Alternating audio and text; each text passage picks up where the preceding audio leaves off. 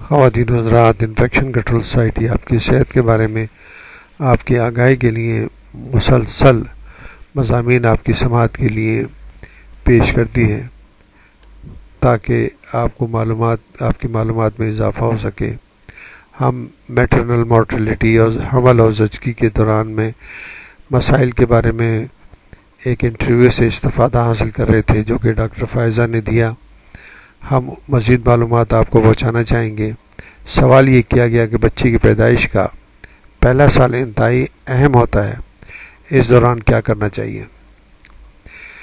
Doctor صاحبہ نے فرمایا کہ دوران حمل غفلت آگہی نہ ہونے کی وجہ سے نومولود کا ابتدائی سال بھی ماں اور بچے دونوں کے لیے صبر آزما ہوتا ہے۔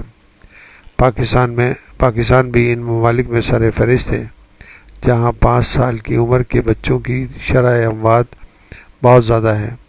ہمارے ہاں بچوں کو پیدا ہوتے ہی گٹی دی جاتی ہے، یہ نقصان دہ بھی ثابت ہو سکتی ہے۔ بچہ پھول کی طرح نازک ہوتا ہے، اس کی سانس لینے نہ لینے کا بھی پتہ نہیں چلتا، یہ اس کے حلق میں اٹک سکتی ہے۔ دوسرا، بعض خواتین اپنا دودھ نہ آنے پر فوری طور پر مصنوعی دودھ شروع کر دیتی ہیں، حالانکہ انہیں اپنے دودھ کے اترنے کا 48 آورز یعنی کہ 48 گھنٹے تک انتظار کرنا چاہیے۔ نومولود کا صرف ماں کا دودھ دینا چاہیے۔ نومولود کو صرف ماں کا دودھ دینا چاہیے۔ اس طرح شروع میں شہد بھی نہیں چٹانا چاہیے، حالانکہ دودھ میں قدرتی طور پر وہ تمام اجزاء موجود ہوتے ہیں جو نومولود کو ہر قسم کی بیماریوں، انفیکشن، کانسٹیپیشن سے محفوظ رکھتے ہیں۔ بچے کو نہلاتے وقت یکدم اس کے سر پر پانی نہیں ڈالنا چاہیے، بلکہ سینے کے بل لٹا کر آہستگی سے پانی ڈالنا چاہیے۔ پہلے کہا جاتا تھا کہ 3-4 ماہ تک کہ نیم ٹھوس غذا شروع کر دینی چاہیے، لیکن اب ماہرین کا کہنا ہے کہ 6 ماہ کے بعد ٹھوس اور نیم ٹھوس غذا شروع کرنی چاہیے۔ بازاری ڈبہ بند خوراک کے بجائے کیلا، قیمہ، دلیا وغیرہ چاولوں میں پیس کر دینا اچھا ہے۔ نوزائیدہ بچہ ابتدائی مہینوں میں دودھ نکالتا ہے تو ماں اس سے پریشان ہو جاتی ہیں، حالانکہ یہ فکر کی بات نہیں۔ اگر بچہ دودھ پھٹا ہوا نکالے تو اس کا مطلب یہ ہے کہ اس کا ہاضمہ صحیح ہے اور وہ دودھ ہضم ہو رہا ہے اور باقی باہر پھینک رہا ہے۔ اصل میں بچے کا معدہ بہت چھوٹا ہوتا ہے اور وہ اضافی دودھ واپس پھینک دیتا ہے۔ دودھ کو جلد ہضم کرنے کا بہترین طریقہ یہ ہے کہ بچوں کو دودھ پلانے کے بعد کندھے کے بل لٹا دیں اور آہستگی سے پشت پر تھپکی دیں، اس طریقے سے بچے کو ڈکار آ جائے گی۔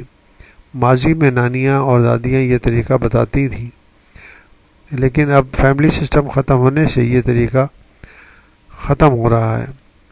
اس طرح بعض بچوں کو ابتدائی دنوں میں یرقان ہو جاتا ہے، یہ بھی گھبرانے والی بات نہیں ہے، یہ 10-15 روز میں خود بخود ختم ہو جاتا ہے۔ ایسے بچوں کو صبح سورج کی پہلی کرنوں اور رات کو کمرے میں ٹیوب لائٹ کی روشنی میں رکھنا چاہیے۔ البتہ یرقان کی کیفیت طویل ہو جائے تو پھر ڈاکٹر سے رجوع کرنا چاہیے۔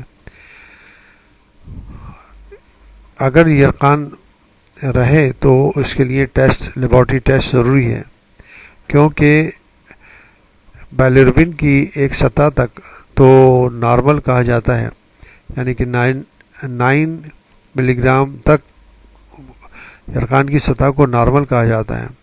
اگر اس سے سطح بڑھ جائے، بیلیروبن کی سطح بڑھ جائے خون کے اندر، تو بچے کے دماغ پر اثر ہو سکتا ہے اور بچے کا دماغ جو ہے ہمیشہ کے لیے مفلوج اور بیکار ہو سکتا ہے۔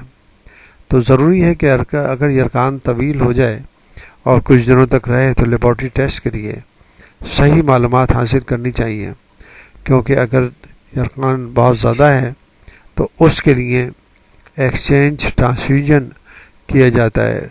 بچے کے خون کو بدلنا پڑتا ہے، جس کے لیے ضروری ہے کہ بچے کو ہاسپٹلائز کرنا چاہیے اور ہاسپٹل میں لے جا کر اس کی ساری لیبارٹری ٹیسٹنگ کے بعد اس عمل کو کرنا چاہیے، کیونکہ بیلیروبین جو ہے دماغ کے مختلف سیلز کے اندر سیٹل ہو کر ان کو مفلوج کر دیتی ہے۔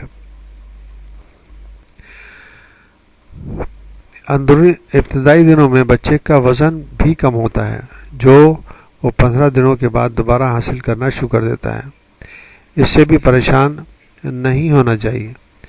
بچے کی سرکمسیشن ختنہ 15 روز سے پہلے نہیں کرنی چاہیے، بلکہ 21ویں دن کرانا مناسب ہے۔ ماں کے دودھ کا بھی کوئی لگا بند ٹائم ٹیبل نہیں ہوتا، جس وقت بچے کو بھوک لگے دے دینا چاہیے۔ خواتین ابتدائی 40 دنوں میں پنجیری اور دوسری مقوی غذائیں کھاتی ہیں، یہ عام طور پر اس سے منع نہیں کرتی، البتہ اعتدال میں رہنا چاہیے تاکہ وزن نہ بڑھے۔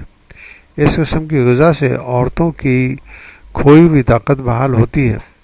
بچے کی ولادت کے 2 ہفتے تک آرام بہتر ہے، لیکن یہ ہر عورت کی جسمانی قوت پر منحصر ہے۔ بعض دوسرے تیسرے روز بھی مصروف ہو جاتی ہیں، تاہم کچھ ریسٹ کر لیا جائے تو بہتر ہے تاکہ تمام ٹیشوز اپنی حالت پر آ جائیں۔